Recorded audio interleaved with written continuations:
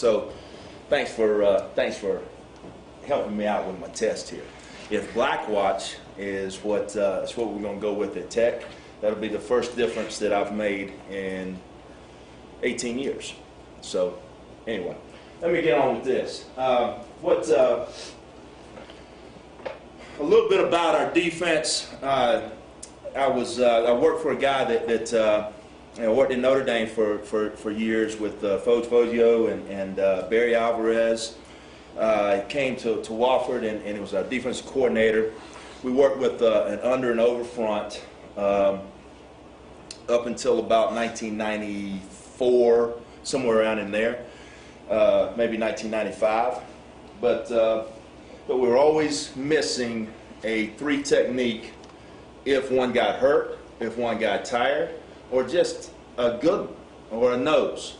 The inside guys I couldn't get enough of. I couldn't get those guys to play or stop the run, to move, to get pressure on the quarterback, or I just didn't have the depth to get it. So we went out to Air Force. Fisher DeBerry was out there at the time, and we talked about what they were doing in their odd defense.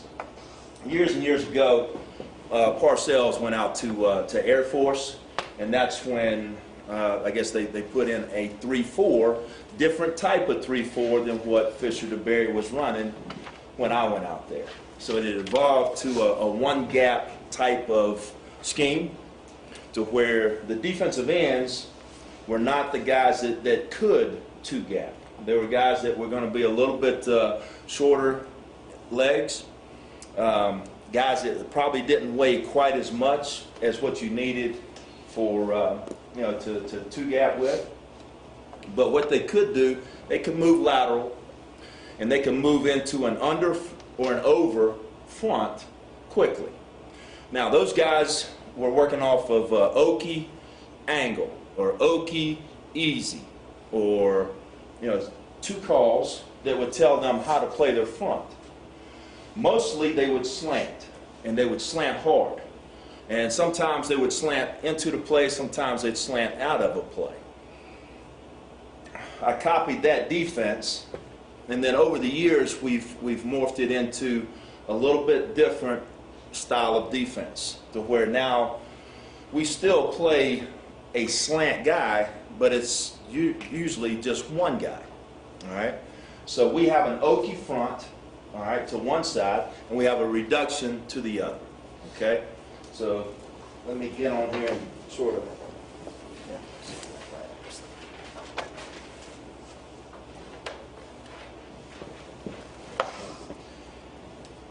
All right, so we're at 3-4. Nose is going to be over the center.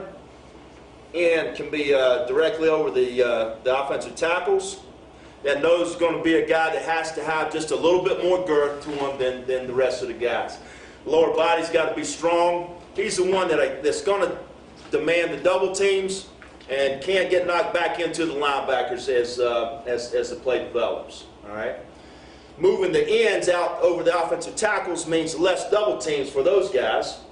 So if I'm going to use a lighter guy, I'm going to look at guys that were possibly fullbacks, heavier fullbacks, linebackers, heavier linebackers, maybe a little bit lighter defensive linemen in high school, but guys that can move, guys that can bend a little bit, guys that can strike fast.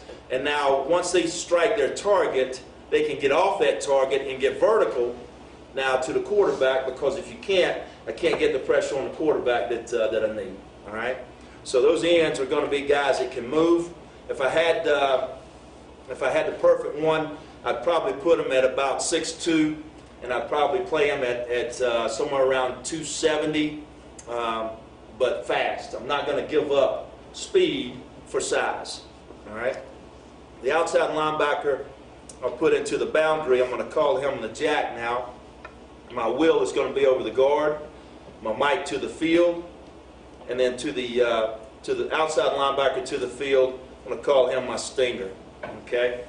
All right. Now, what I'm looking for at that outside linebacker into the boundary, I want that guy to be able to pass rush. If he can't pass rush, then I'm probably not using the right personnel. He's going to be a guy that also drops in coverage. And then the better he drops in coverage, the more things that I can do in this package. If he's a guy that can play, bless you.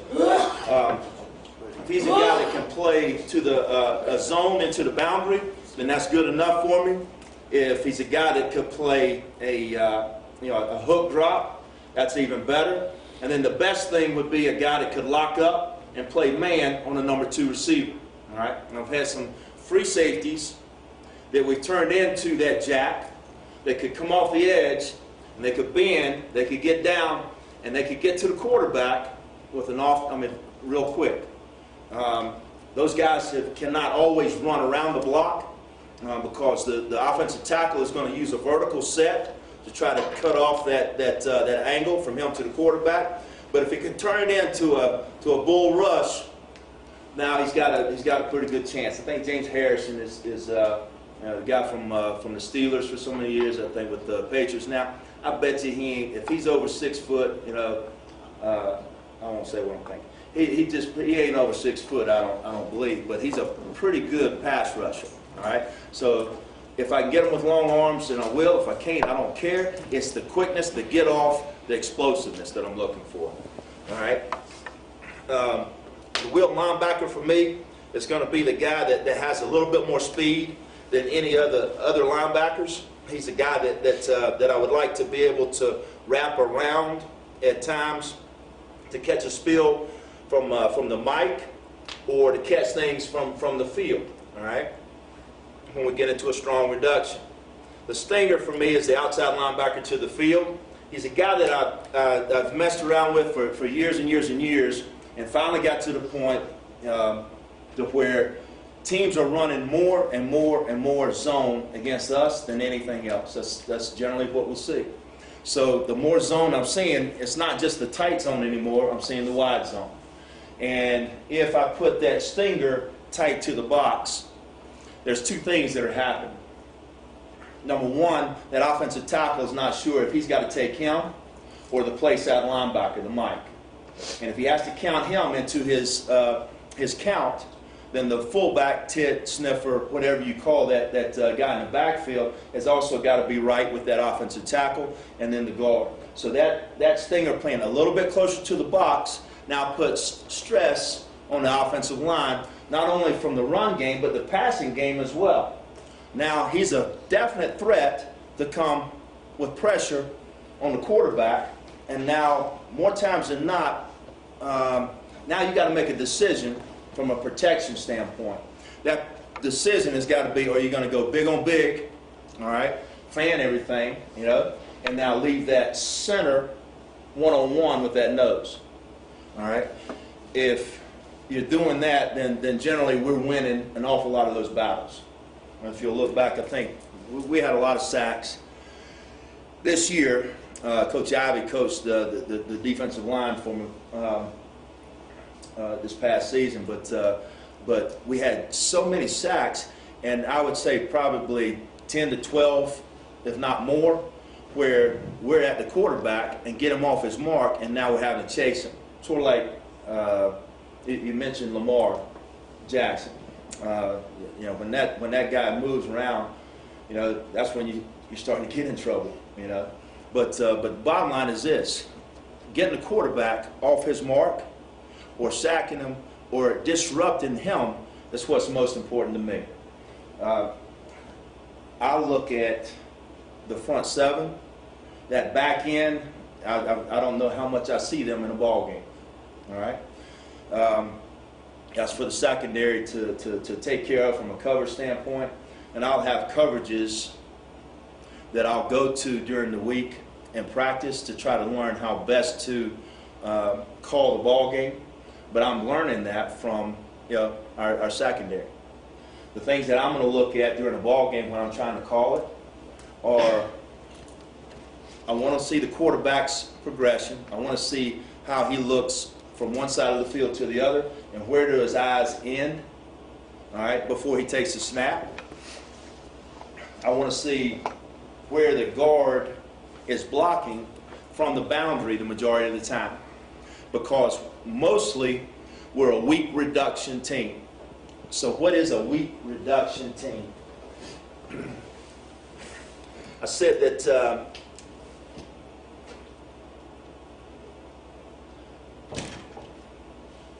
right, if the field is here, boundary, jack. If I give a left call,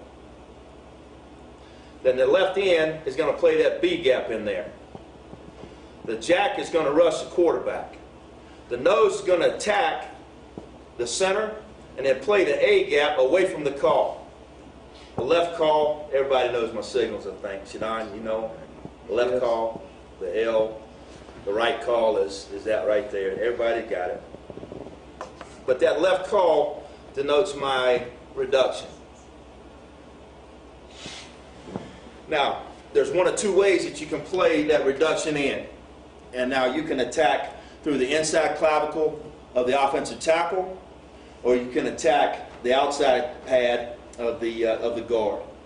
Depending on splits, an awful lot of times, that's what will tell that defensive end. He can attack either up the field with the tight splits, or he can move and stem down just before the snap and attack the outside pad of the guard on the wide splits out of the option teams. Or he can attack it from where he is. During the course of the week, that's what he has to learn how to do, which charge to take. The jack has got to learn two things as well.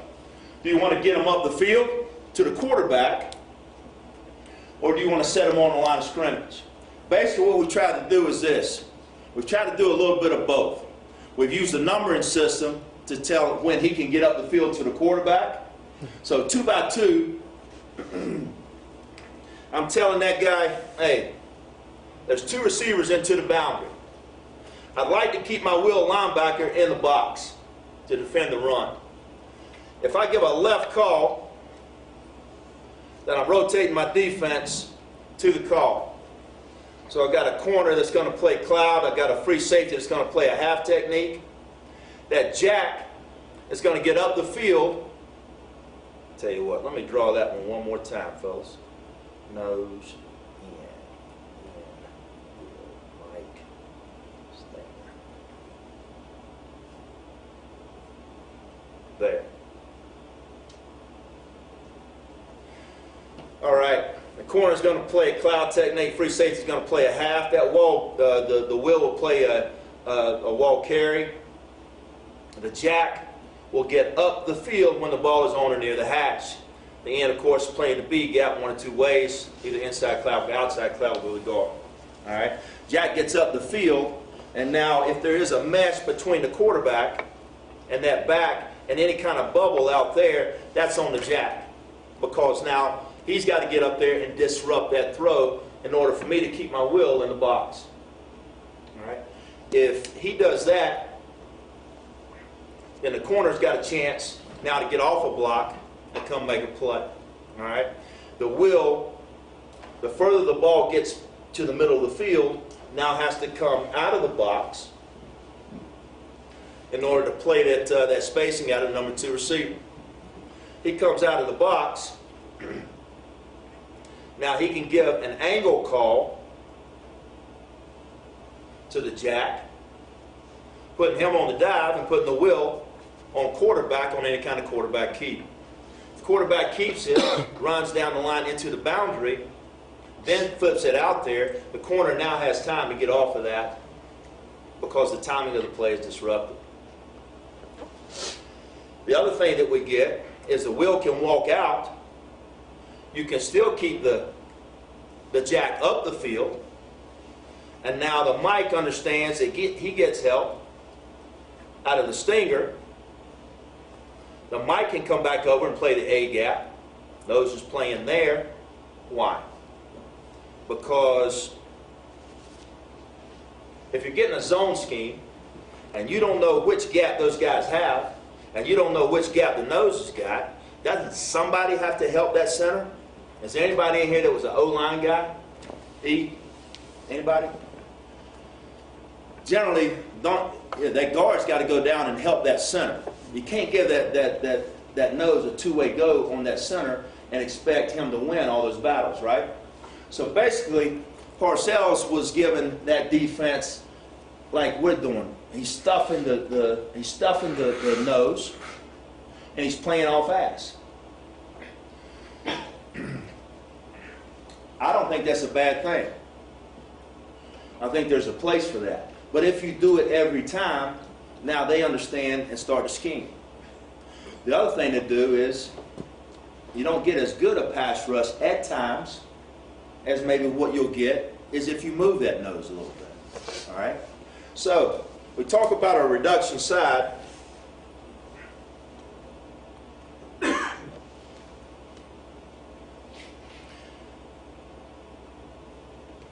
My call goes to the reduction.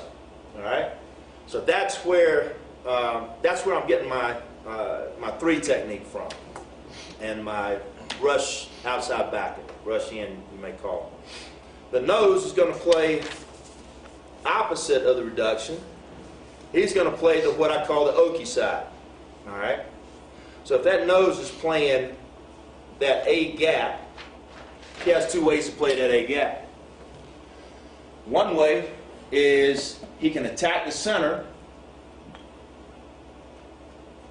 and now play in that A gap late. The other way is he can skin that gap or take that gap right now. What are the things that would tell him why to do each? If you got a wide split between the center and the guard, you can take that gap without getting scooped or cut off. All right? That's one way. All right? The other thing is, generally, what are you getting with the back away from you?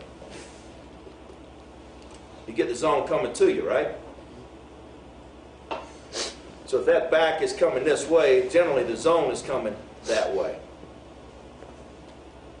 So if my nose skins it, now he's getting to not quite a G, but close enough to it to where that center doesn't win the battle. All right? So what we're doing is we're still in the gap, at least my hopes are, we're still in the gap with that nose, because if the back is away from me, and I got enough of a split there, I take that gap. Now, does the ball ever get to the B gap? Well, you guys, does it ever get to the B gap? No, it doesn't. So, because the back is taught to do what? Hit it off with the nose. Hit it to the gap the nose shows opposite of, right? So why in the world would you play your mic in the B gap? All right, that's my Okie side, right? That's my Okie side. So I got a B gap linebacker. I just drew that up for him, but that's not the truth. That's not the way I want to play it. I want to be able to fit opposite of that nose on a tight zone, because it'll never get to the B gap. So we stole a gap. We get to do something with that mic fitting opposite. And if by chance that nose missed the tackle and the ball did hit through that B gap and made a liar out of me, I got a stinger out there close enough to the box to where he can make a play. Everybody good to go? So inside zone is not what I see being successful against us. Would you guys say that? That's not something. Outside zone, I don't see that being successful against us. So now you got to go to a different sort of game. All right. So now you're talking about how the guards are blocking out and the tackles are pulling, right?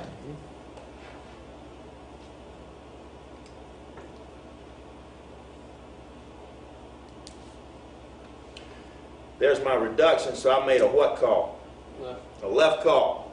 All right, that guard blocks out and that tackle pulls. They're going to gain back over to the Okie side, right? So what do we got to do, Coach Ivy? You got to take across that guard's face one gap. One gap. That's all you got to do. That's all they're doing, right? They're bringing an extra man to the point of attack. We'll just go ahead and balance it back up. All right? So when that guard comes back out, I cross face one gap, and everything's everything. All right? Now, that jack is getting up the field to the quarterback in 2-by-2 formations. He can chase the football, and you can teach him an awful lot about how to chase the ball. You said there was only, Dave, I think it was you that said there's only one ball, right? So if there's only one ball, all he's got to do is chase the football, right?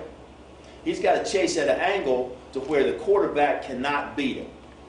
But once the ball is handed, and it will be handed if you run at that angle, you're telling him what to do with the ball. Then you can turn and you can chase the football down. If that outside linebacker is of speed and athleticism and bend and flexibility, he's a guy that can chase down an awful lot in the backfield, tackles for a loss. He's also a guy that puts fear in the offensive tackle more so than the strength. I think offensive linemen fear quickness and falling on their face more than just a 300-pound guy. At least that's our philosophy, all right? And that's what we want to play with. So how light a guy do you want to play with? You know, he does need, I think, strength from the hips down. I think the more strength that you can get from the hips down, the better ball player he'll be. The strength up top doesn't bother me as much. That's the thing that I think you can make the most strides in with your strength and conditioning program. All right? But the quickness and the speed, the athleticism is what I like for people to think of when they talk about our defense. I like to say, hey, they are fast. They chase the football better than anybody else in the country. And, screens, quarterback scrambling around, quarterback drop back pass, all those things are things that we'll do well against. All right? So if your ends are a little bit more athletic, then all those tunnel screens are being now chased down by guys that can run. Okay? So I've harped on that long enough. I think you understand where I'm going with the weak reduction. I think you understand what I'm going with how you steal a gap, fit your linebacker opposite, right? What about when the zone goes the other way? What if you reduce in one way and the zone's going the other way? Okay. Where would you put the back? If you were left, you get a left call, and then the back is on the other side. Over here? Yeah. Okay. What's the coach on points? Obviously the shade, he plays a shade, not a G, right? All right, let's go back. That's exactly right. Now I'm going to attack this thing because I know where that center's going Right. the majority of the time. Right. So now it's attack and then play all fast. Correct. All right. So he's going there. I attack. I'm playing the A gap. The end is going to do what, Coach Ivan? With the wide splits, you're going to attack where? He's going to try, if that back's away, he's going to try to get as vertical as he possibly can, turn the whole thing in. To do what? To cut off? Turn it back in. To cut off the field. Right. So now he's thinking he's a 4-eye, not a 3. Correct. Is that correct? He's a B gap player. Yeah. So I'm not going to get.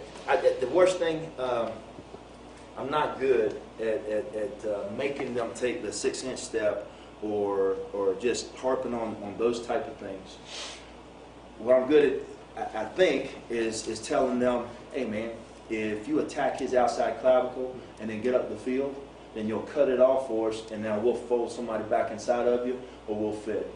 Right. So whether he's a 3 technique or 4 technique just depends on spacing.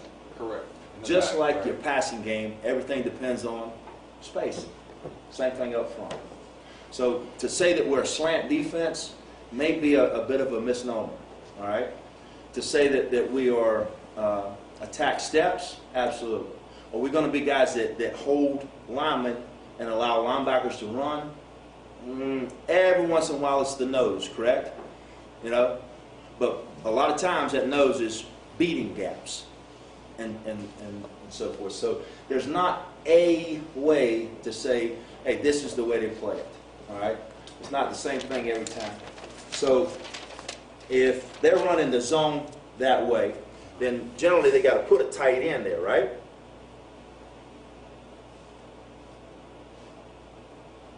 I don't draw very good. But who is going to keep that end from making that belly out? Okay. or bend back. If he gets up the field, we win. If the tight end is attacking the jack, if the tight end is on the line of scrimmage, then I'm going to take that C gap and make it bounce even further outside and let my corner now come inside and make a play. Don't make the linebacker make that play outside the tight end or do it, coach. We're in the formation. Formation alerts that linebacker to now that thing may start to hit outside, right? All right. But the corner is the guy that's responsible for the play, and there's a safety on top of him.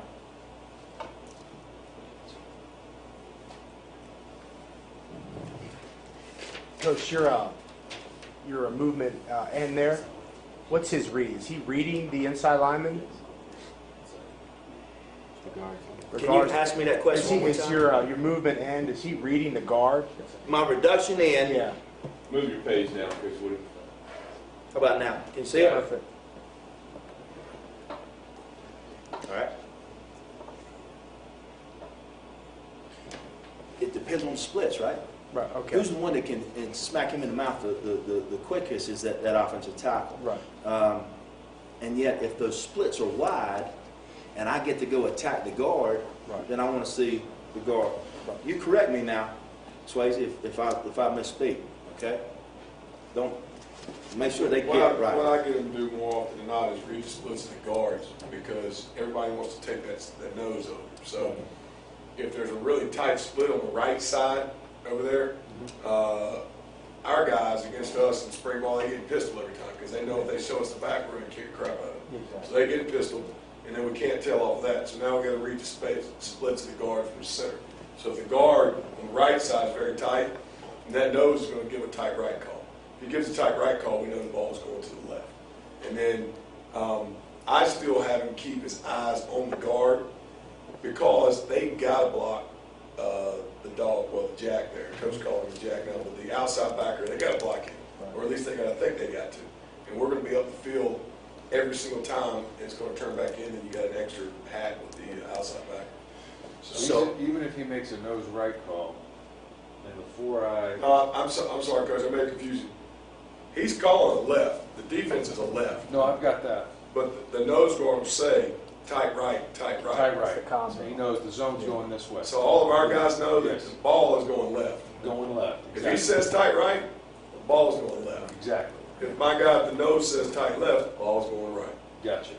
What I'm Okay. saying is that he still attacks and looks at the guard, Correct, because because they're going to fan, because the guard's going to tell me either way. If I'm wrong, if somehow we were wrong, Yeah. and the guard goes away from me, then I know that tackle's coming to get me. And I got to get flat again, and I get my hands on him and get it free. But you're moving. But I've already moved. And if the guard's coming at me, then I've already beaten the tackle, most likely. And now I got to lock off of him, because I should turn it in. But if I don't get my hands on him, I won't be square enough to participate in the tackle. Gotcha. I'm just going to run upfield and be a non-factor. I did turn it in, but I can't participate in the tackle. All right, so let's go back and hit that one more time. You're coming up with a good point. If that guard is going away from me, my eyes were on the guard, and I'm coming back and I'm playing the tackle's block. He's blocking me where I want to go, isn't he? He's taking me right where I want to go. So the worst thing that you can think of about getting washed to being a bad thing, kick that out of here right now. That's the best thing. If he gets washed all the way to the other side of the line of scrimmage, outstanding. Because now that inside linebacker gets to do what? Free. He gets tight. He gets downhill, and when you get your linebackers downhill, now you got something coming right off of the offensive tackle blocking down. Now, when he comes downhill, he's going to have to bend with that flow, because it's not just going to stop. That defensive end will continue to go. He'll continue to get blocked. He'll continue to work, and footwork is critical. You know, you don't want to cross over. You don't want to turn. Everything's got to be parallel, square to the line of scrimmage. Pads out, shoulder square. You know, the whole Holtzisms. You know, all that stuff. But if he'll move, and that tackle will wash him, then your linebacker gets downhill, and if it is play action, good. come on, all right? Just keep coming. And then I don't have to call a blitz. I got to the point where I call way less blitz. Probably my first 2 years, that's all we did was blitz. I thought I was cheating them if I wasn't blitzing. But now with the movement of the offensive line, whether it's slide protection or whether it's play action or RPOs, geez, we're just coming. We come on. 2-by-2 formations, I can get the jack up the field and still handle any kind of dive that bends back. 2-by-2 formations, I can do that. 3-by-1 formations give me a little bit of an issue about whether I get up the field or not. And now during the week, I'll make game plan decisions based off of when I'm getting him up the field and when I'll set him to play wide dive to quarterback Keith. The 3-by-1 is the only time where they use up your stinger to the field, your outside linebacker, bless you.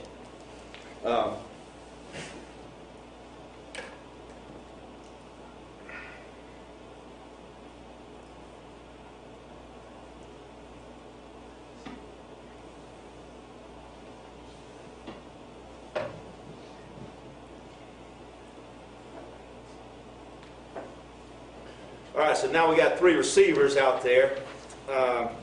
Stinger works out there to a top number 3. He'll be somewhere in between number 3 and 2. So once he gets 3 receivers, he gets out of the box. I'll have tags that we can use to play, just like you guys. I mean, just different things that you can play to 3 receivers.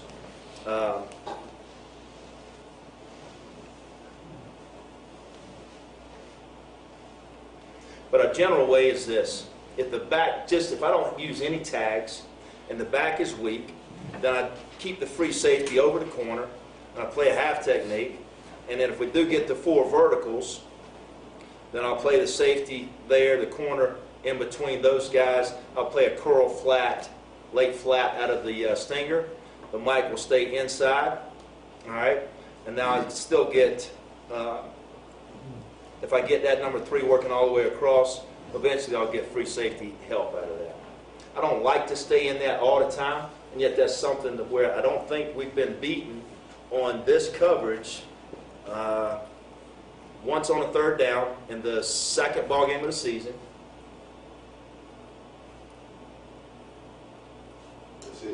That's it. All right?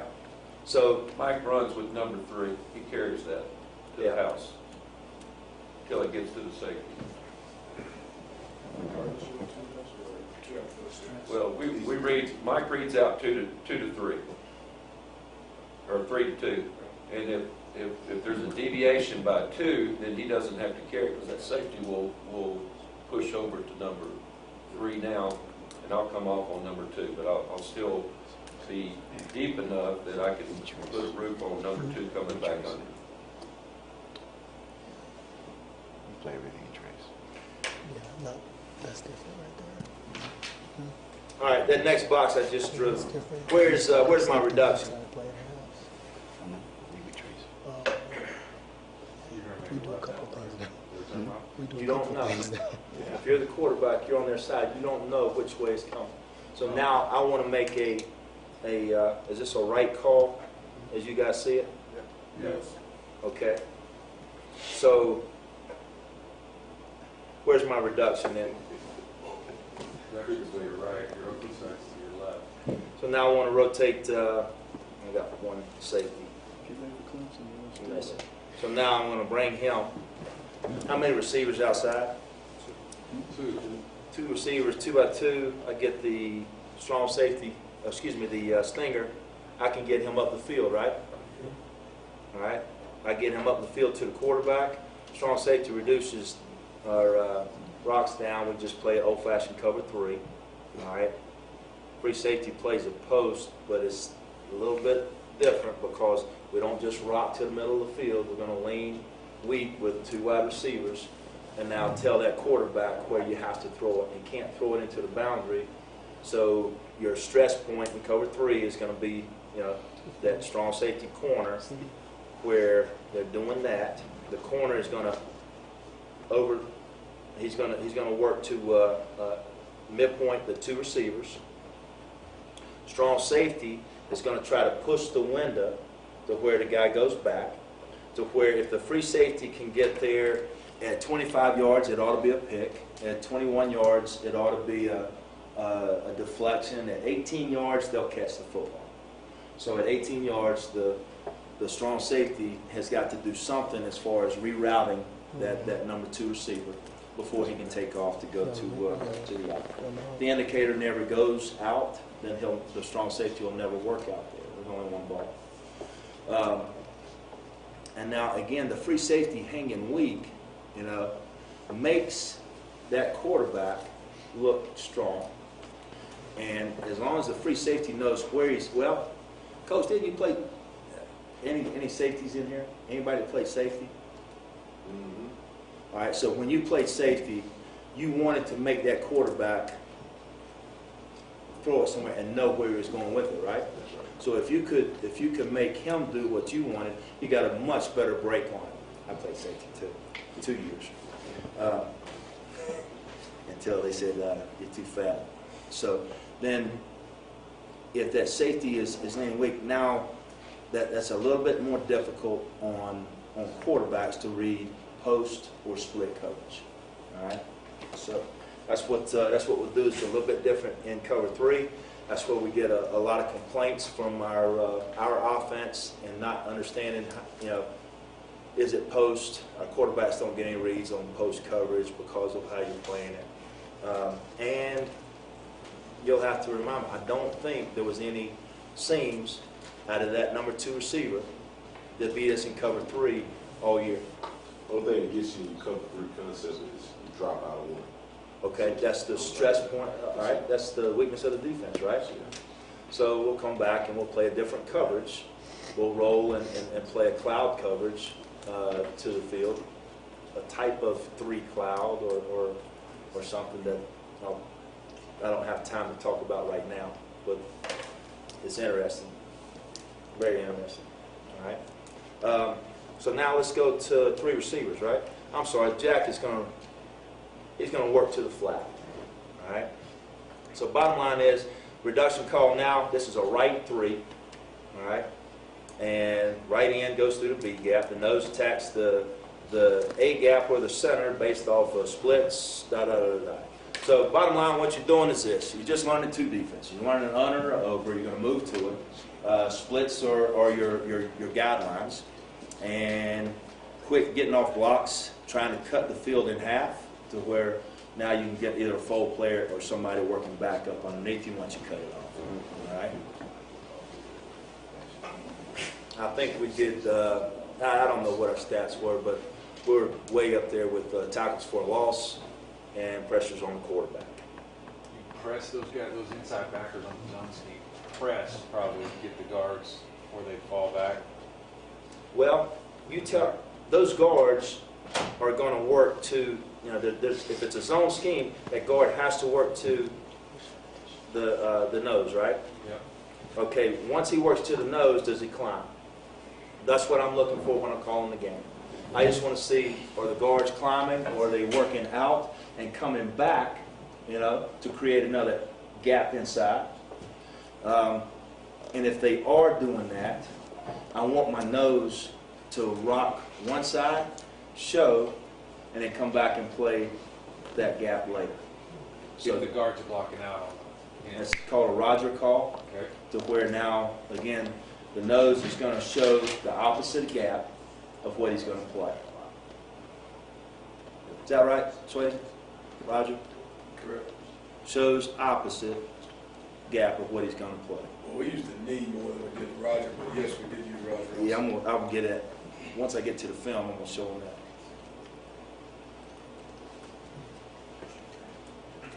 The Roger move just called over, somebody up top said, hey, they're stepping down and they're slamming back with the reduction in. Right. And then coach would have the knowledge to call Roger, and he's going to put his front foot forward, use the center's momentum to sling him by.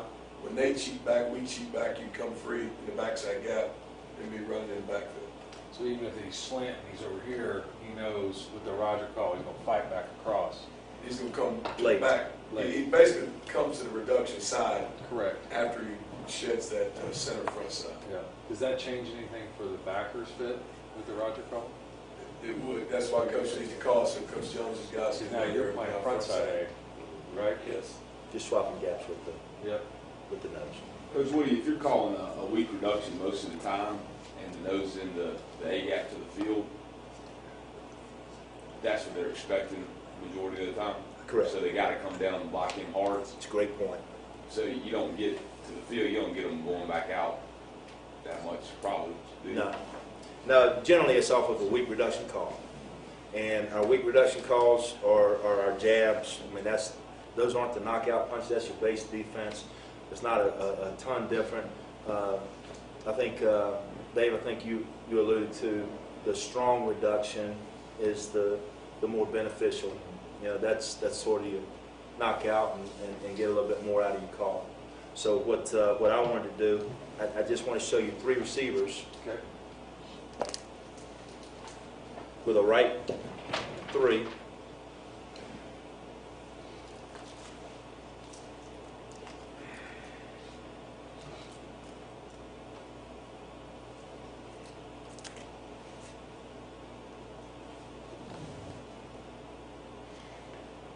It's hard. I've changed the letters. That's why it's hard for me to write his name. Once you have 3 receivers to your reduction side, you have to do something to help yourself. You're outnumbered, you're out-leveraged, okay? So either bumping your linebackers is one way to alleviate the issue, or making a swap call or exchange call or something to take care of those 3 receivers out there to the field. So if I get a wide split out of that number 3, then if I make a right call, who is supposed to rush on this? The stinger, right? Okay. Right outside linebacker is supposed to go. If he has a wide number 3, then he can swap his rush with the Mike. All right? And when I say a wide, just wide enough to where the Mike can't get out there to number 3. Let the Mike go rush. There's our B gap player. Our nose plays an A gap away. There's our Okie in. And then there's our fold player, that Jack. The wheel rocks over and plays A gap. Why do they do that? Let's take a look at the old school offense. There's your eye. All right. All right. If you got full flow that way, your backside linebacker, what does he do? Fast flow. That's close. Okay. He goes over to the A gap. What does your Mike linebacker do? Stacking in. Okay. So stack or scrape. Yeah. All right. And if you had a third linebacker and a 4-3, It's playing cutback. there you go. So there. So that's all we're doing. So there's my Jack. There's my Will. There's my Mike. All right. And now, if it is pass, I'll go ahead and rush him. All right. If they give me 3 receivers. Does that make sense? Now, is he if it was zone read, then he's a step shuffle guy? That's correct. Yep. He's not a Q guy. There's 2 ways you can do it. Yeah. And it depends on that guy right there. If that end is working into the offensive tackle, which way is the zone going? Let's, Strong. Going away from the 3 receiver side. okay. So the back is there. There's our quarterback. What is that guard been doing all day? He's just been trying to get out there and keep that end from cutting off the field, right? Through the B gap. Yep. Now all of a sudden he's not in the B gap, right? He's in the C gap. All right, but that guard is gone. You got me?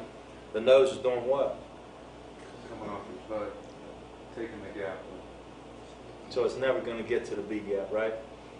Yep. If it never gets to the B gap, then when this guy folds, is he folding to the B gap, or can he not fold all the way to the opposite A gap? Yeah. Opposite A, right? If he does that, you can bring your wheel all the way around to take a wide dive. You can take your mic up the field to the quarterback. So now your RPOs, you're still getting somebody hitting the quarterback in the face. And yet, if he's getting up the field, aren't they handing the football? So every time you get up the field, you don't get the RPOs. All you're getting is the run. At least I think that's what offenses are teaching. That mic's going to come from depth, coach?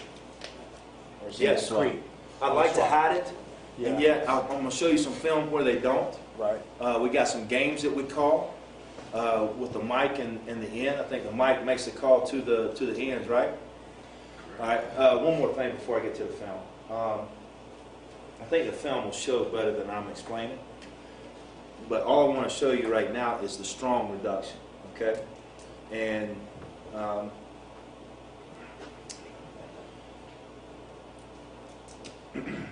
I don't make any stunt calls. What's important to us is our defensive line seeing the offensive line and reading their demeanor. They always want to read ours. We want to read theirs. They tell us pass. What was the percentage? I don't know, man. We probably miss it twice, 3 times a game. The majority of the time, we're going to get into what we call hawk, if it is a pass. And when I say a pass, I'm talking about the offensive linemen are telling me that they're going to pass set pre-snap somehow, some way. There may be a guy that tells them, or there may be a bunch of guys that tell them, maybe down a distance along with what they see from those guys. All right? But hawk is communicated not only from the defensive line to the linebackers, but from the linebackers to the secondary. So the secondary understands, hey, here comes a pass. All right? When that happens, those guys have the freedom. The defensive line has the freedom, or the outside linebackers have the freedom to make their own stunt calls. During the course of the week, that's what we're working on. Hey, these are the best stunts to work at this time, or these are the best stunts to work versus fan slide, all those protections. So they buy into it because they're calling the game. They get to call their own stunts. They're calling when they move out of a head-up alignment and into what I'm calling a hawk alignment, in that they will go ahead and line up on an edge so they get a better pass rush. You rush the passer, right? Better coming off of the edge than right down the middle of them, right? Right. So that's what allowed them to do whenever they determine hawk. Okay? Sometimes I don't want them to do that. I want to keep a disguise. So I just give them a disguise call, means you can't line up in hawk. All right? So if I give the disguise call, they have to stay lined up in true zeros. Generally, when we stay lined up in those true zeros, I'm trying to get an outside linebacker or an inside linebacker that's coming free instead of the defensive lineman.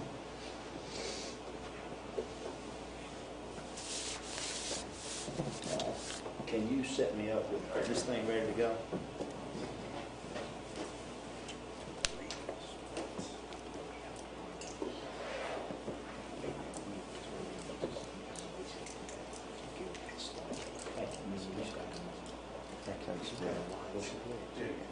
Appreciate it.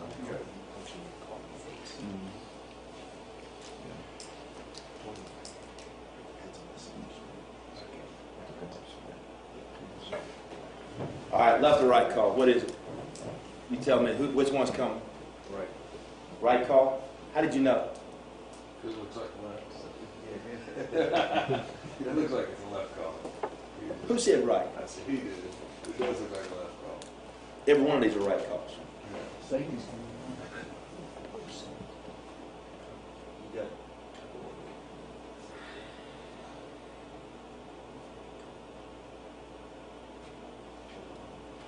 All right, what we've got is a 2-by-2 formation.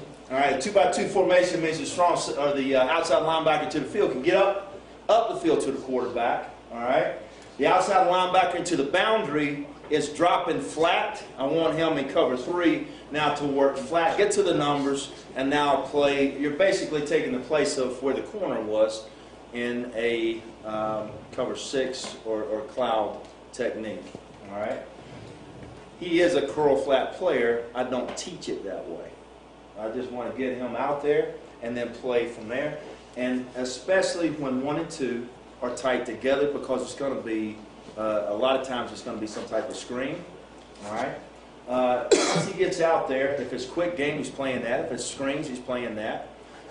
If it is drop back pass, now he's already out there. I'd like for him to be able to take away the comeback route so that the corner doesn't have to worry about that, all right? And then if there is no comeback, then he can start to work back inside with his eyes and help from outside in. Will's going to work to number 2, all right? 2's got width now, so he'll come off the hash for us in the passing game. Mike is a 3-man backer. Strong safety's rolled down, and he'll play one of 2 things. He'll either play a curl flat, cover 3, or he'll lock it, all right? Corner will play a third. Free safety is playing a third.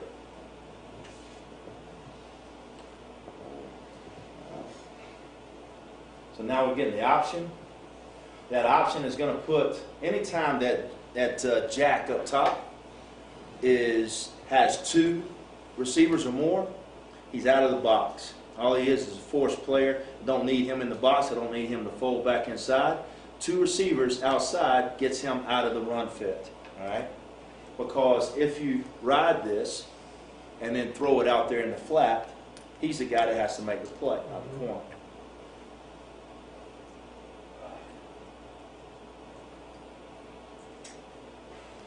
So I didn't go pick the prettiest ones. I just picked out something to hopefully teach off of. So if I were going to change this, I would walk that outside linebacker into the boundary, out of there on the snap, or just a little bit before because of the width of the receivers. I sure as heck wouldn't take those steps down towards the box. He'd get a minus on this play. Nose playing the A gap.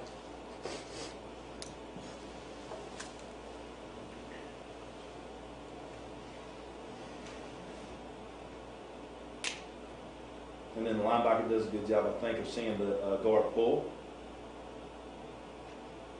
Working back over to the play side. Did we get the outside backer up the field? Yep. So let me ask you a question.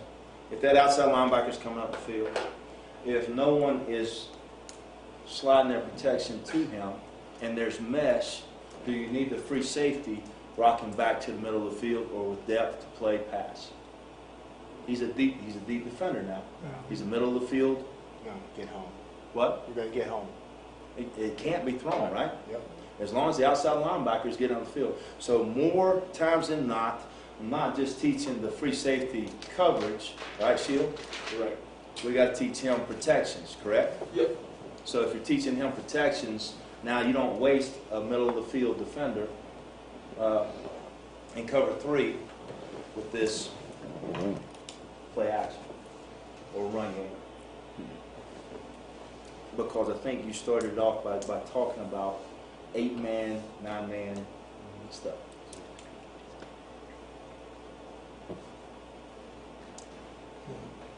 All right, outside linebackers coming from the field.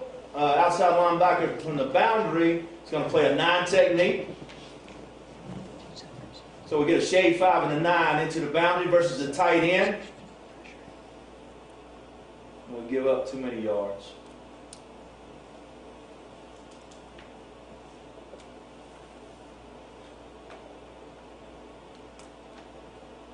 I think we do a great job with the 5 technique of getting off of a block, cutting it off. The 9 technique has got to stay a 9 for the boot, play action, stuff like that, because he's a pass defender with the number 2 receiver.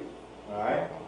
Our nose cuts it off, and our reduction in runs into a lazy guard. and falls down. All right?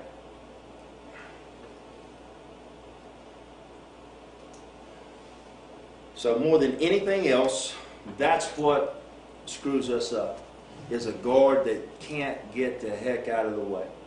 All right? If you'll go back and look, it won't just be this one clip. I think there will be a couple of clips on here to where the guy that should make this play is who? Reduction in. All right? And I think that's the youngin', isn't it? Coach Woody, what if the guard wheels back on the reduction end? You have to start making Roger. Can't block the backer. So If he steps and he sees the nose go and he wheels back or leans back into the reduction end. you know what? Say it. Backer should make the play. Exactly. Inside linebacker can fit opposite, right? To the Okie side, because the nose is going to cut it off, right? So your Okie backer can actually come back and fit in this A gap back over to the backside, away from the nose. Even though we just said what? He's a B gap linebacker, it'll never get to the B gap. All right? Now, to his defense, there's some young pups up there in front of him, and he ain't got a clue what's going to happen, really. It's later in the ball game, I think.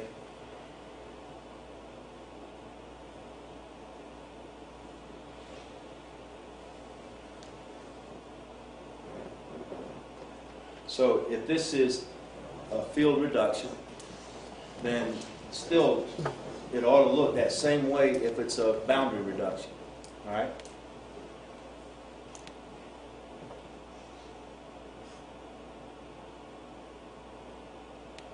All right, Coach Jones, take me through this. Cover 3. Cover 3, right here, what I'd like to see is the mic right here, he should go and spill that, keep pushing it out. He spills it and our wheel comes across, he eats up the tube, just keeps pushing out there, guys. So Or easier might for the do so. backside linebacker to work all the way over the top, Yes. and the front side to go ahead and get tight off of the hip. Yes.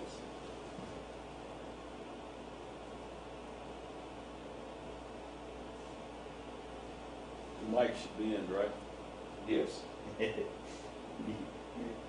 Yes.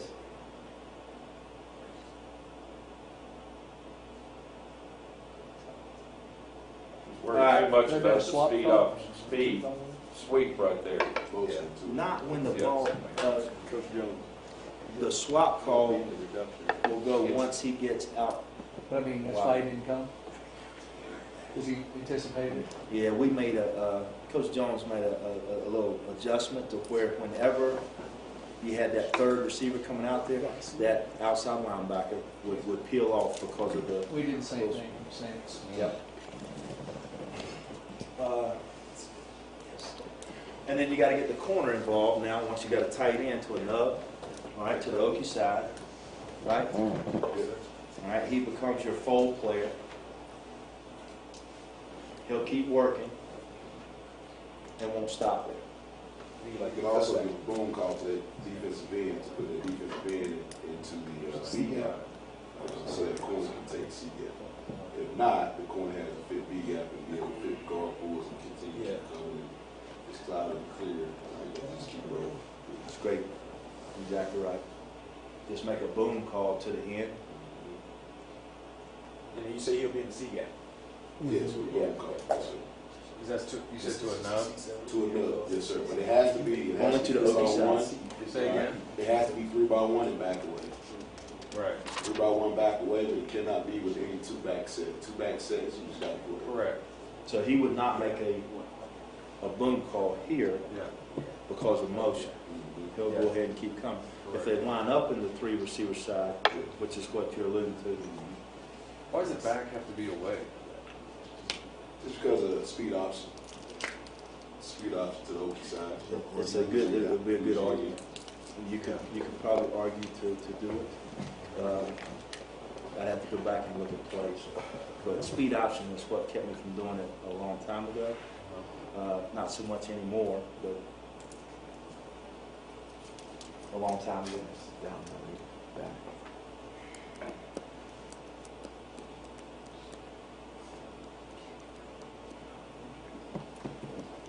All right.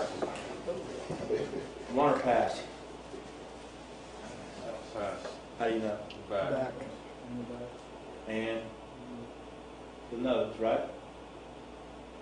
Oh, you talking about your nose went to a shade? Yes. Yeah. Your nose too.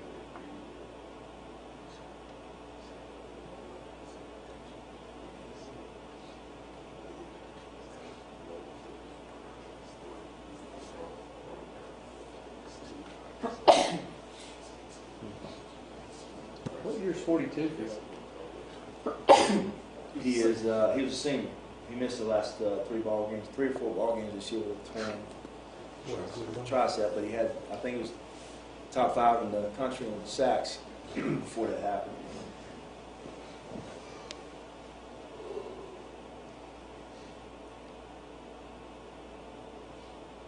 He's McKinley Borkenstrom, coach, man. Huh? McKinley Borkenstrom. Oh, is it really?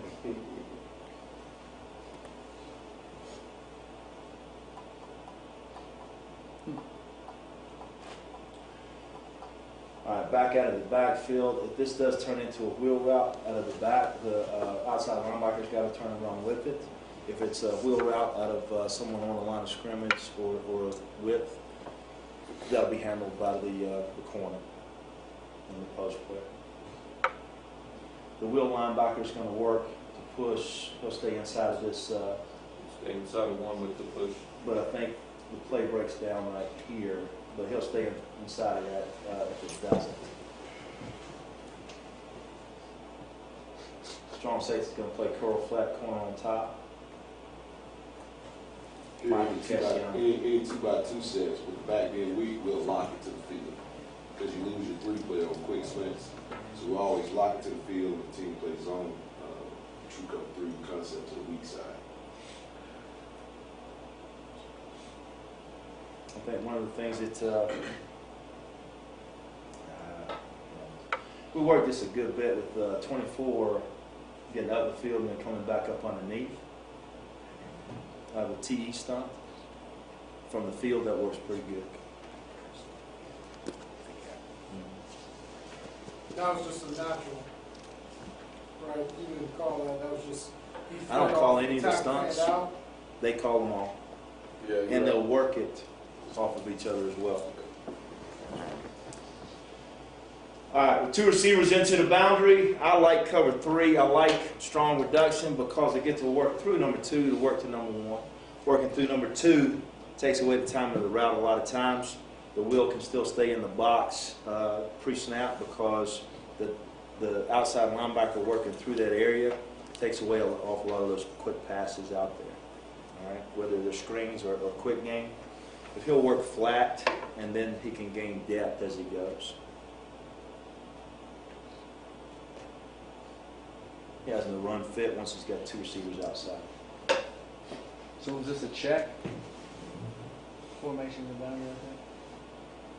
No, I call it. How do I answer that? We got a lot of teams do a lot of pace or quick stuff. Against us, not as much. I don't know if that's because, I'm not sure exactly why. I haven't talked to the right people, I guess. But we don't see the hurry up stuff as much as maybe some of the other coaches I've talked to. Are you guys seeing a lot of that? We've seen same amount we've seen the last few years. We don't see like any more in our games. We see about the same as we've seen. I don't see very much. A little bit. Miami killed me with it a couple of years ago. It was did his poor job in that one, but I think that was about it. So now you're coming from the field and you're ricocheting back against the line.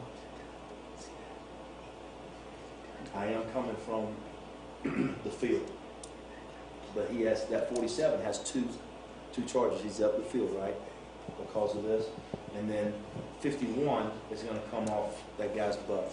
All right. Now, the one thing I didn't talk about, I don't know if I've got a clip of it. Let me see.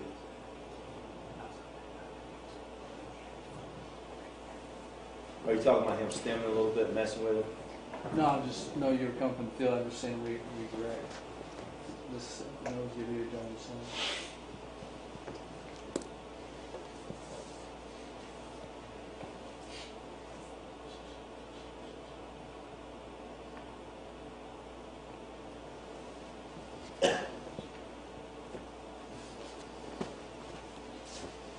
I think this is the one I want to show you. Remember how we said if the guard blocks out with cross face? But we're not going to do that to the Okie side. Correct, Coach? He should not have. I think he comes back and does what he's supposed to do. He takes care of his responsibility.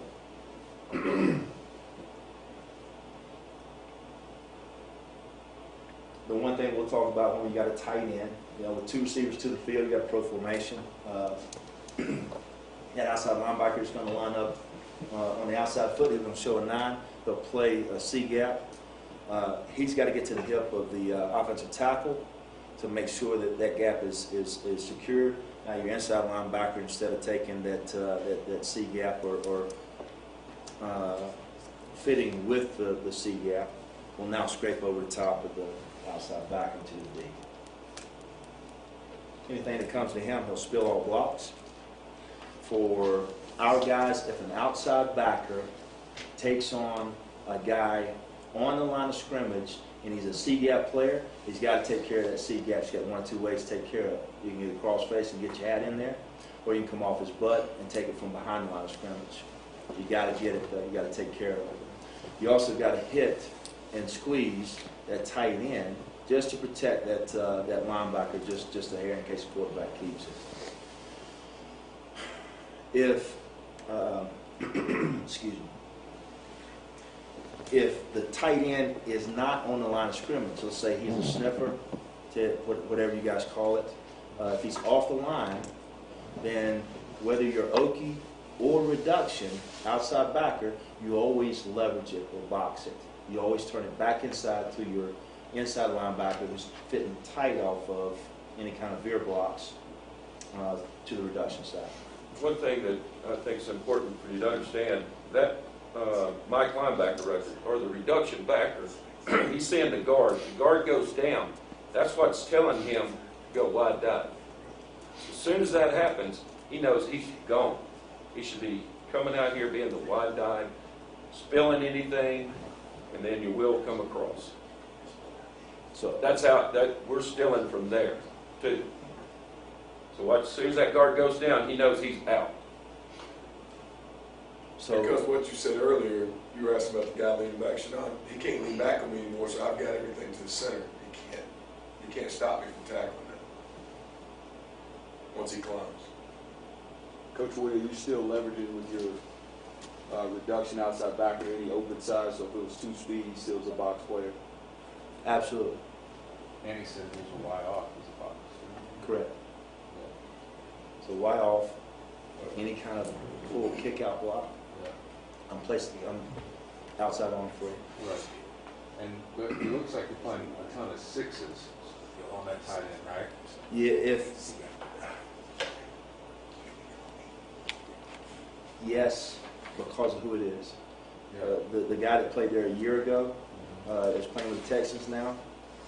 He was a guy that always wanted to show a 9, you know, and he was quick enough, fast enough to cross face. Yes. I liked that, and yet I don't want to tell them to line up somewhere and where they can't execute the scheme of the defense. Because if you're playing a 6, you're never going to be in a spill position.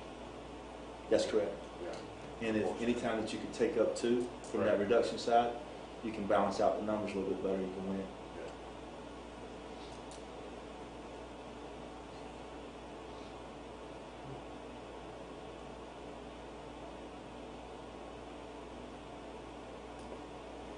So yes, I see exactly what you're seeing, but there are that's just him.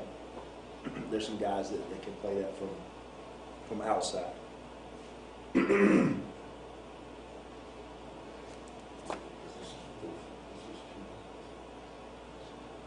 two backs right here are Okie backer, which is weak side backer right here. He matches the 10. So that's what's bringing him over right now. Let's flow to him. The fullback. Yeah. Fullback, yeah. Straight back.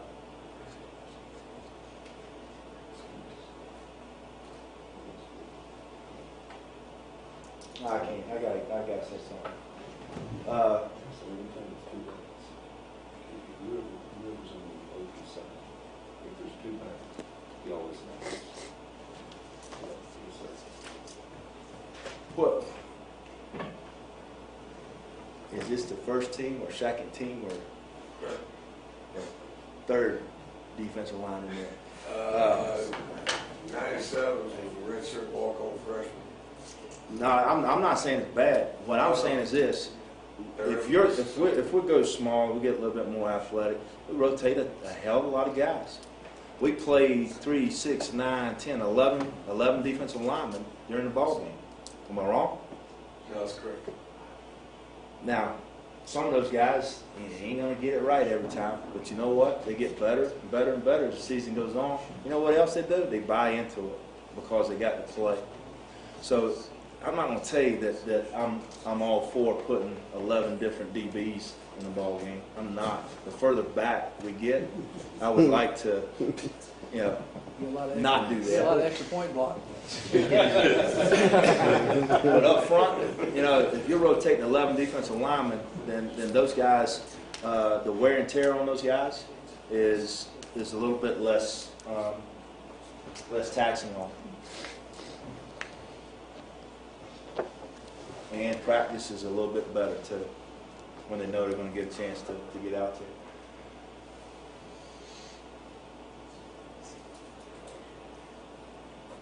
For a tackle, reduction. All right, the reason I put this in here is because the outside linebacker comes off the guy's butt. All right, he doesn't have his head in the gap. He's got to make that play. He's got to get hands on the guy to keep him off, and then he's got to make that play. In this particular situation, maybe not as far as the numbers go, but just general emphasis, absolutely. So you just call this right and left? Used to call it Okie angle, Okie easy, Okie whatever I wanted to play. So the first call was what we were playing to the field, and the next one was to the boundary. And then I was visiting with Groby over at Wake Forest, and they were calling it that way, and I started thinking, you know what? We know where the reduction is. I can just call it left, or I could call it right, and it's understood that the other side is Okie. So we're playing two defenses. There's an Okie side, there's a reduction side. I can flip it over, and I can do that by just calling left or right. And the guys up front get to see the left side is going to be the reduction side, or the right side is going to be the reduction side. The other side is Okie. Now, when you called it from the boundary, how much does that affect your coverage at all? We play 6. I marry up a coverage. Okay, you're playing, okay. I marry up the coverage to the reduction call. So if I'm bringing it from the bench into the boundary, then I'm playing cover 6. Okay. I can play cover 4. I can play any of our even numbers. All right. Okay. All right. All our odd numbers, I can play with the reduction to the field. We have a lot of different coverages that we play. I guess there are tools in our toolbox as we go into a ball game. And all we're looking for is the type of routes that we're going to see, situations, and just try to marry those up with how we're going to play those situations during the ball game. The left and the right call is, I just want to see the front, see that guard. Does he come back into my reduction end, either by mistake or on purpose, so that I can help out our front a little bit with a Roger call. Question, how often did you last? Before I answer your question, because I'll forget if I don't say it now. Moving our, some of that movement. Remember, I talked to you last year about we had some movement and stuff. I think I have one of those on here. All right. I don't have the outside linebacker and the end doing stuff, because this is a strong reduction tape. But I think I have a reduction end going on a wrap call, where the nose goes in the A gap opposite of what he's supposed to go in, and our reduction end wraps all the way around it, and that is good for us. Yes. Did you call a two-gap movement inside, just making your nose play the B gap to the OV side, make your reduction in, like Army? Did you play that at all last year? Yeah, but all that goes with our weak reduction calls, and This is strong. yeah, exactly. It's like the Army with strong reduction. Good matchup.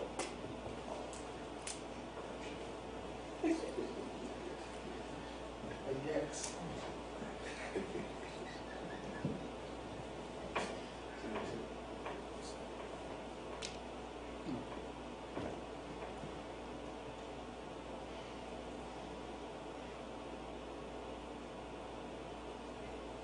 The reason this is in here, we ought to start to get a fold out of 31. We do. He can go ahead and always work a cross face. Take a look at the angle out of the guard. He's got to come flat first to 42. That gives me just enough time to get over the top of him. The A gap is taken out of 44, and yet once he sees face, he knows his reduction in just made a play, right? Because if he sees face out of the guard, then he's not going back into him and obstructing his charge. So he can continue to work all the way over the top, and he knows he has a fold player working behind him.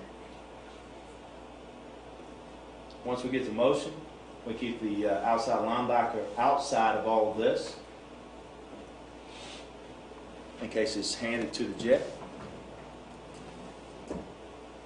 44 can come on around, 45 can come on around, and the linebacker. So basically what you're getting is a rotation out of your linebackers, opposite of where your reduction call is.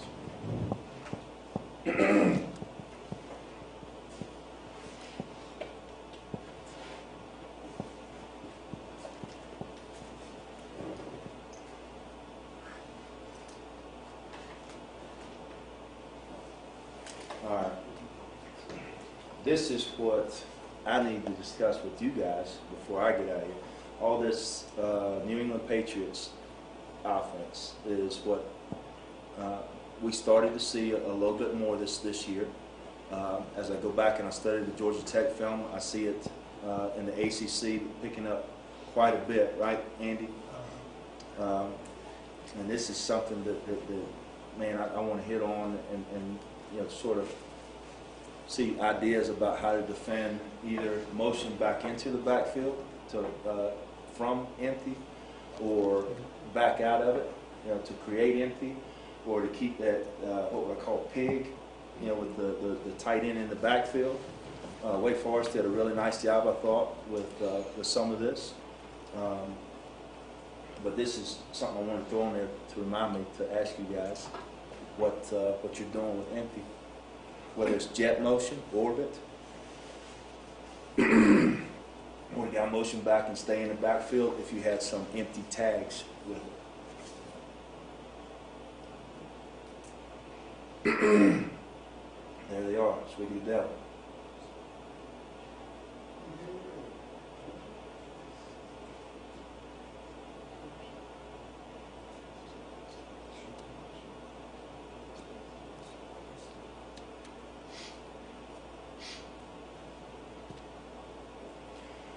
All right, so the guard blocks out on reduction end, nose playing away, linebacker fits A gap, we get the tackle pull. So what do we got to do? Cross. One gap, we got to cross. That's the thing that like you said, we'll have to show that to them every day because it's a natural for them, and yet that's something that I think you'll see off of some of this film. Those guys did pretty good at times, right, Swayze? They did. Sure did.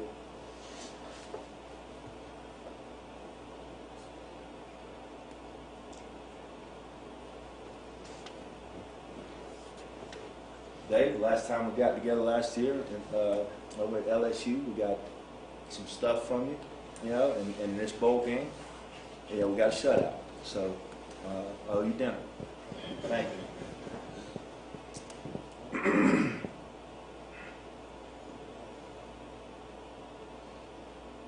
Just want to show you the fold player because I think that's important to understand. You know, the 5 technique is it's going to stay a 5. He's going to try to run it down from the backside and chase it. Outside linebacker is going to fit opposite of him and protect his Okie back at 44 with the right call. 44 may work out there, but if that guard, instead of blocking out, if he were to come and climb up the field to 44 and now push him past the play, the fold player is the one that has got to protect him there.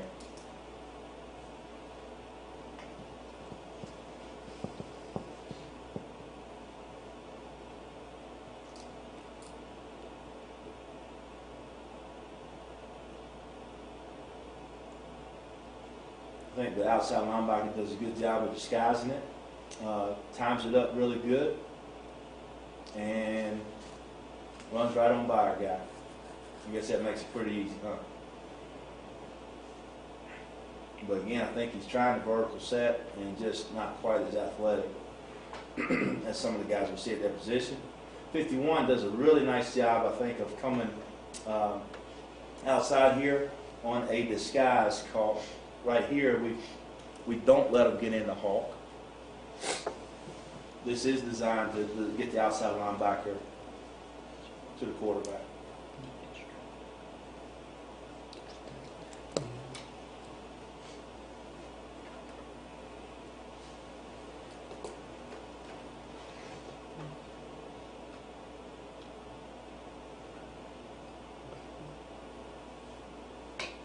I think we're about near the end here. But I did want to show you one play where the end wraps. This is swap call.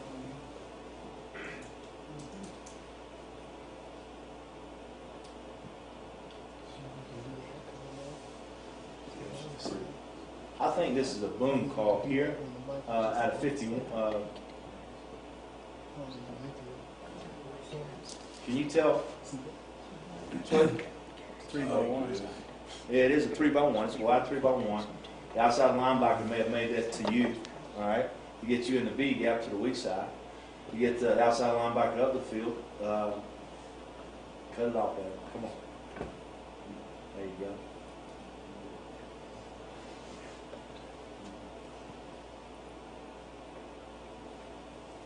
All right, so let's go back. The reason I got this one in here is not as much the fun as it is the 3 receivers. Once you have 3 wide receivers, there's a swap call that you can make. Instead of making the inside linebacker a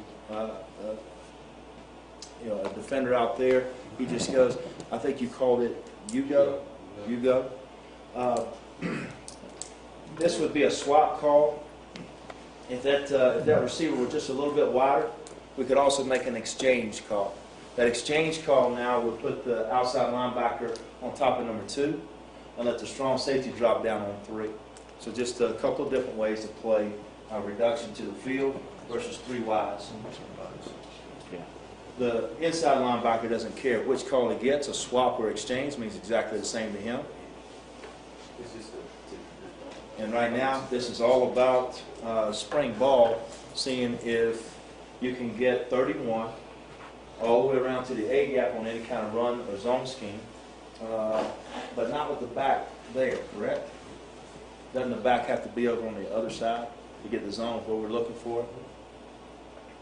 But for me, it's seeing if I can rotate 31 all the way to the opposite A gap, 44 all the way around, and see if I can get 45 up the field to the quarterback if that back was on the other side for that mesh or RPOs.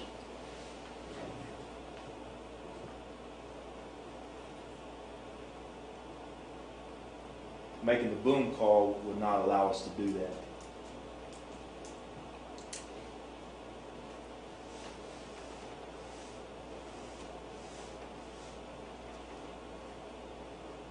All right, one more thing I want to show you on the pass. I want to get, once I recognize pass out of the outside linebacker to the boundary, I want to get width, not depth. All right, work width. I'll gain depth as I go. He's going to settle down. Once he sees no out of the number one receiver, fall back inside.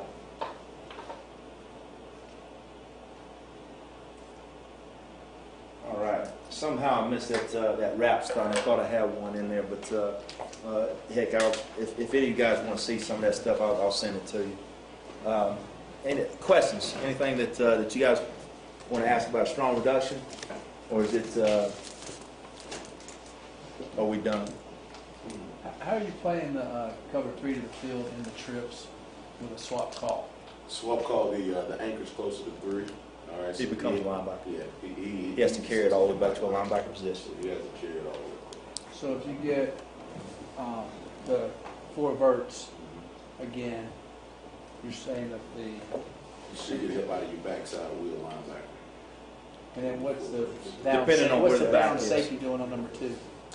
He's banging two. Banging 2 and Banging just two. He's curl flat. He's curl flat. and the So corner's then it's clu- change is the call. corner cluing 1 and 2? Yes, sir. Exactly. Okay. So it's change call. Now it's flipped. So now the anchors, your curl flat player, he's on 2, and now your strong safety doing the exact same thing. The anchors doing the swap call. And then if you got the I can tell you call it the Indy route, trail route, 1 and 2 come underneath, 3 runs a 7 route.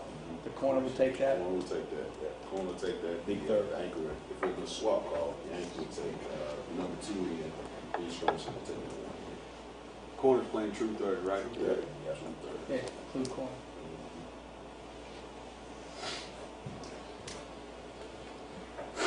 Did you press the boundary corner in that at all? Some, and a lot of it depended on formation base.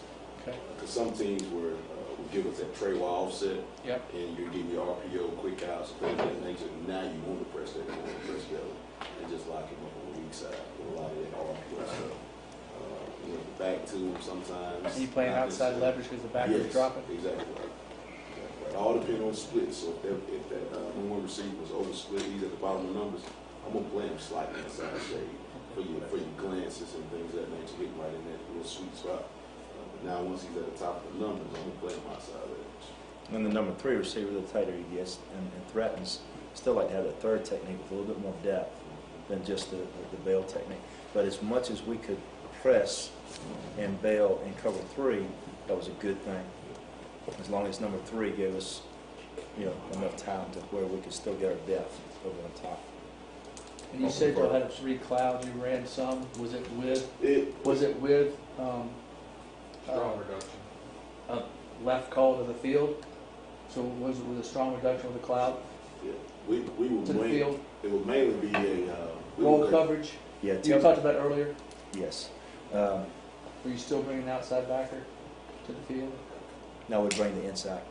It would be a call where we bring, but the coverage dictated that the inside linebacker would come instead of the outside linebacker. So it Still wouldn't be a moving your cover line? 3 concept covering that.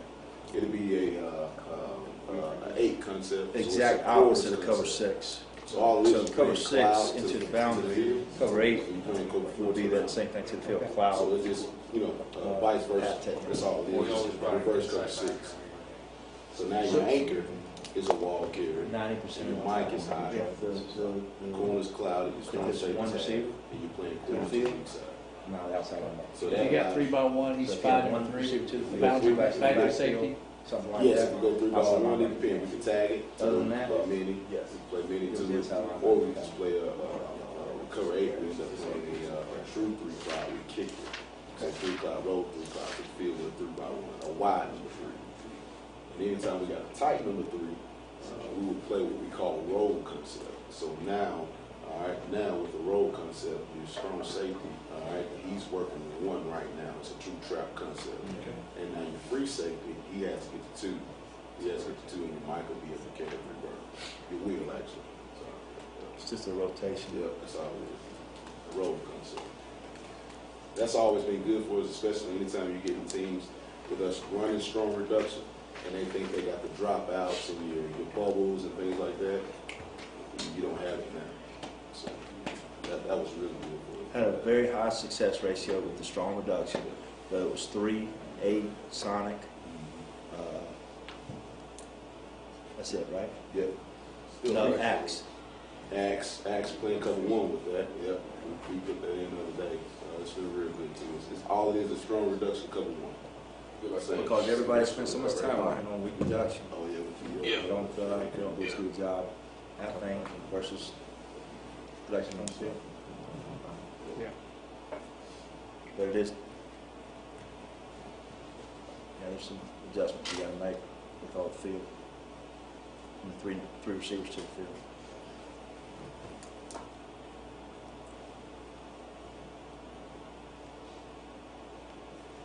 That bowl game, with Toledo, we put in a double call. So we was playing 83, and it was all based off receivers. So if we got any 2x2, we would play cover 8 concept, just for what they was giving us in the passing game as well as running game. Anytime they gave us 3x1, or whether it was 3 wide or 3 tight, we wanted to play a cover 3 concept.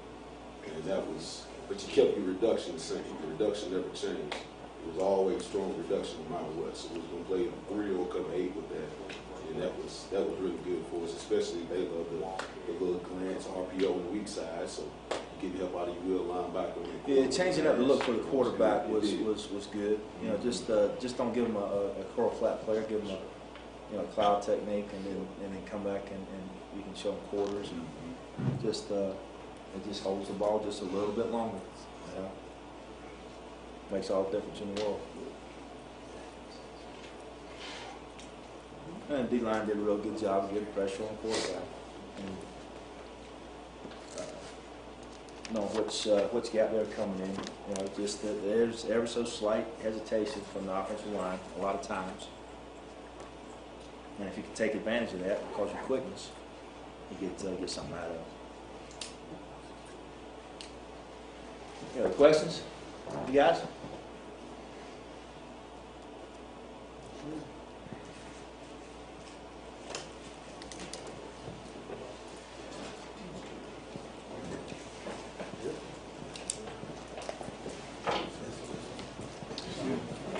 Okay, thanks. Good job practice. So we got the